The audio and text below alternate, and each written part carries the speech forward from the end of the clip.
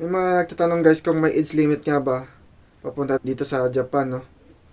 Pero bago ko sabihin yun guys ay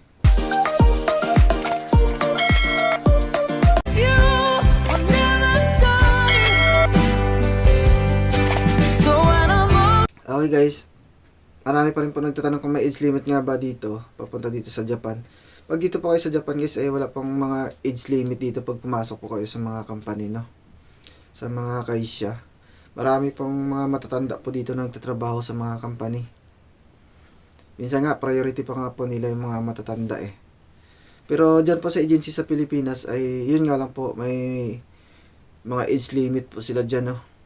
Na kung ilang taon lang po yung kinakuha nila papunta dito sa Japan. At saka, yun nga rin po, nadidepende din po sa employer papunta dito sa Japan, no? Yung mga hapon din. Kasi ngayon sa ngayon kasi, kadalasan kinukuha nila ng mga trainee na ay ano na lang ay may edad na sila na inaano 20 to 30 years old, no?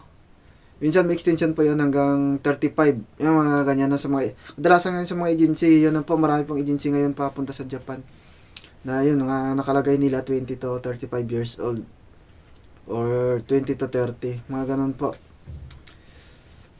Pag naka 3 years na po kayo dito sa Japan, kunyari, umuwi ka na, 3 years, kasi gusto mong bumalik ba?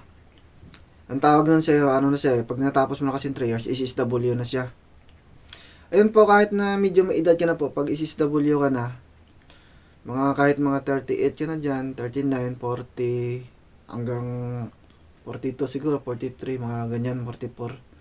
Basta pag naka-SSW visa ka na, ayun po, tinatanggap pa po yata yun ng ibang ano yan. Kasi parang may mga iba na kilala ko, ganun din po yung edad na tinatanggap pa po nila sa company na pag SSW ka na. Pero pag sa trainee po, kadalasan po talaga tinatanggap nila ay 20 to 35 years old, mga ganun po, sa mga trainee. Yun po, para malinawan din po kayo, no? Pero siyempre sa mga agency pa rin po, pag tinatanong mo sila sa mga ibang agency or hindi naman po lahat, yung mga sinasabi naman po nila minsan na wala po silang age limit na nakalagay po sa agency. Nadidepende pa rin po sa employer, no? Kasi minsan, mas maganda po kung minsan kasi yung mga hapon na mag-interview sa inyo, no? Kasi minsan kahit na may edad ka na ba, yung inookihan pa rin nila ba, kinukuha pa rin nila. Yan po yung maganda din po. Nadidepende po talaga sa mga hapons or sa employer, no? Kung ilang taon.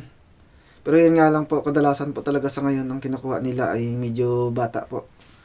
Nasa 20 to 30 to 35. Yung mga ganyan po yung kinukuha nila ngayon sa mga trainee, no? Yung mga bago. Pero mga SSW po ay kahit medyo may edad po kayo, pwede po siya. Pwede po kayo mag-apply sa mga agency. Marami pa rin po kumukuha basta naka-SSW visa na po kayo. Yun po, sana nakatulong tong video na to, no? Pwede naman paki-like ang subscribe.